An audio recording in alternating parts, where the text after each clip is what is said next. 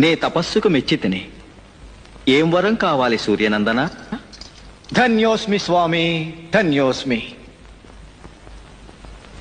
నా వారమైన శనివారం నాడు నిష్ఠతో పగలంతా ఉపవాసముండి నిన్ను పూజించిన వారికి ఆది, సోమ, మంగళ, బుధ, గురు, శుక్రవారాల్లో నిన్ను పూజించిన మొత్తం ఫలితానికి సమానమైన ఫలితాన్ని ఆ ఒక్క శనివారం పూజకే నీ భక్తులకు ప్రసాదించాలి స్వామి.